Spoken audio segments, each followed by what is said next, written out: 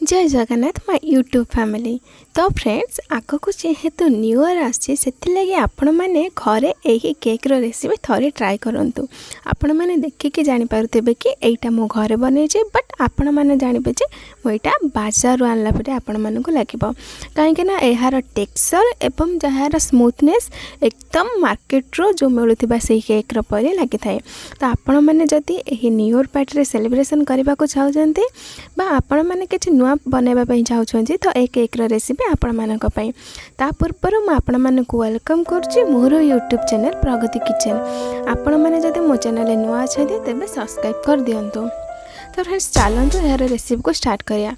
प्रथम आम गोटे बाउल नेबा से बाउल रे आम गोटे स्पून को मेजरमेंट करिकी से 4 कि 5 बड़ चामच रिफाइंड तेल देदेबा। आपण मैंने जब चाहिए तो तेल जगह बटर मध्य यूज करें। एबे आसतु आम जो चीनी को पाउडर कर रखी थे आम ये मेजरमेंट कप को माप करी गोटे कप चीनी पाउडर यही तेल भितर पकाई नबा। पकाई देखो फ्रेंड्स आम जो सुगर पाउडर यूज करते से ऑयल यह पकईके गोटे मेसर साहाय्य भाव में गोलाई नबा जहाँद्वारा कि तेल सहित चीनी पाउडर मिक्स हो जहाँद्वारा कि केक बाइंडिंग बहुत भल भाव में आसो। जेहेतु आम कौन फ्लेवर आड करवानी से लगी आम कॉफ़ी यूज करवा। कॉफ़ी फ्लेवरटा बहुत टेस्टी लगी था जहाँद्वारा कि केक टी बहुत टेस्टी लगे। तो चलतु आपण मैंने जब चाहिए ना कॉफ़ी जगह जेकोसी भानिला एसेंस यूज करें किंबा आपण मैंने डार्क चॉकलेट मध्य यूज करें। किंतु मु आज घरे अति सहज उपाय यही केक टी प्रस्तुत करी सेटा भी घरे थिबा किछटा जिनस से मु कॉफ़ी नहीं जाइए। एबे आसतु आम से कप को माप करिकी 2 कप मैदा देदेबा। मैदा देवा द्वारा आमर केक टी बहुत भल भाव में टेस्ट आसो। आपण मैंने जब चाहिए अटा मध्य समय आड करें। अटा बदल जेकोसी सुजी मध्य आपणकर स्वाद अनुसार आपण मैंने यहाँ करें।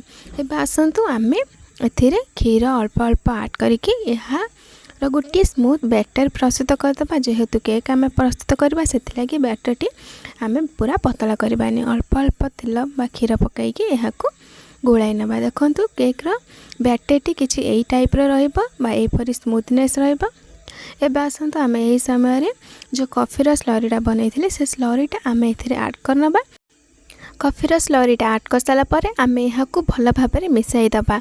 आपण मैंने यही समय चाहिए ना कौन त्रुटि फुटी आड करें किंतु एबे आम आड करवानी पर आड करवा। यही सबू को आम भल भाव में मिसाई दबा। मिसाई चलतु आम केक पाई अधा चामच बेकिंग पाउडर तार अधा पिंच दबा बेकिंग सोडा एवं अल्प लुण जहाँ जेहेतु आम केक तैयार करबा तो केक किछिटा सल्टी लगे टी लुणिया अंश लगे आम अल्प लुण यूज करवा। यही सब को आम भल भाव में भल से मिसाई दबा।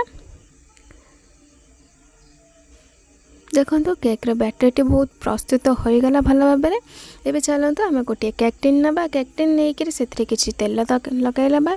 तेल लगे सारापर आम यार भितर अल्प मैदार छिटा मारिबा जेहेतु केक टी भल भाव में बाहरी आसो आमर केक टिन टी पोड़ीज ना से लगी मैदा मु पकईकी चारिआडे भल भाव में खेल नबा। देखो यहपरी भाव में आपण मैंने करने जदि आपण मान घरे बटर पेपर अच्छे तो बटर पेपर यूज करें नचेत कौन सादा पेपर आपण मैंने ऑयल बा तेल लगे यहपरी भाव में करने।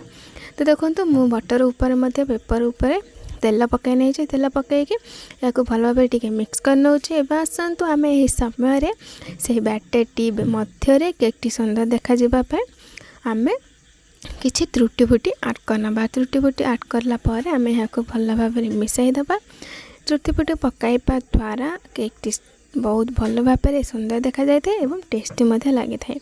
एवं आसतु से केक टिन मध्य से बैटर को पकई नबा। बैटर को पकई सारापर आपण मैंने आ गोटे काम करेंगे किसी सुंदर देखा जेहेतु आम कॉफ़ीर केक बनाऊँ नुआ फ्लेवर वाला तो से लगी आपण मैंने कॉफ़ीर पाउडर ऊपर टी स्प्रिंकल करने। स्प्रिंकल करके जेकोसी काठी साहाय्य आपण सेटा को टी स्प्रेड करने बापरी चारिपाखे करने। एवं चलते आम गैस को ऑन करवा। गैस को ऑन करने आम प्रथम गोटे तावा बसैबा। तावा बसैकी आम ऊपर जेकोसी ढाकुणी हो कि कड़े हो आपण मैंने घोड़ाई ने किसी समय पर गरम हो गला आम से केक टिन बा केक टी को नबा से मध्य बसई देबा। बसैके पुणी से ही कड़े आमे घोड़ाई देबा जहाँद्वारा कि आमर केकटी बहुत भल भाव हो सार। तो ये चलते आम 20 मिनिट है केकटी बहुत भल भाव प्रस्तुत हो सारी आपण मैंने देखिपे। तो चलते यहाँ को आम काढ़ी नवा काढ़ी साइड करके रखी नवा। देखो केकटी बहुत भल भाव हो को आम टिके ठंडा है मध्य को आम जेकोसी प्लेट मध्य को काढ़ी नवा। देखो केकटी ठंडा हो सारी। ठंडा हो सारापर गोटे प्लेट आने प्लेट आनिकी केकटा को उल्टे बटर पेपर रिमूव करने। देखो केकटी बहुत भल भाव बाहर सारी अधिक पोड़ा नहीं कि नहीं बहुत सॉफ्ट होती। आपण मैंने यही रेसिपी घर ट्राए करूँ। देखो केकटी बहुत भल भाव हो सारी जेहेतु आम ऊपर कॉफीर स्प्रिंकल करथिले से लगी आमर केकटी किसी यही भाव में देखा जाउछि। आपण मैंने चाहिए ना कॉफी पाउडर स्प्रिंकल न करेंगे पुणी बा सबू कॉफी को आपण मैंने बैटर रे पकई पारे। तो चलते आम यही केक को एबे कट करवा। कट करके मुझार भीतर आपण मानकर स्पंजी एवं स्मूथटा देखे नौ। देखो आमर केकटी हो सारी हो सारापर आपण मैंने देखिपे जे केकटी भीतर केते स्पंज होइछि जहाँद्वारा कि केकटी बहुत भल भाव हो सारी। आपण मैंने जदि चाहिए ना देखो मुझे पुणी थे गोटे बड़ भाग को लेकिन आपण मैंने देखा दूसरे आमर केकटी बहुत भल भाव हो सारी। आपण मैंने यहीपरी भाव केकटी घरे प्रस्तुत करूँ एवं यहीपरी प्रेसेस आकार करके जेकोसी अकेजन में आपण मैंने शेयर करूँ। देखो तो फ्रेंड्स आमर केक बर्तमान कटिंग हो सारी। आपण मैंने जेकोसी प्लेट नियंतु प्लेट नहीं कि यह आपण मैंने जेकोसी आकार सजाइके सर्व करूँ।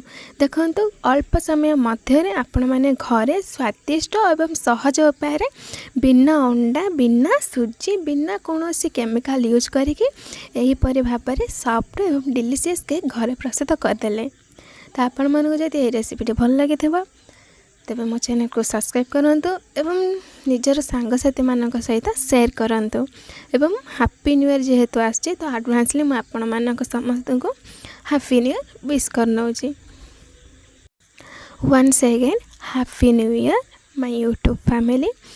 प्रभु जगन्नाथ आपण मानकर सब इच्छा को पूरण करंतु एवं यही वर्षटी आपण मानक पाई अति शुभदायक एवं स्वस्थदायक हो। जय जगन्नाथ।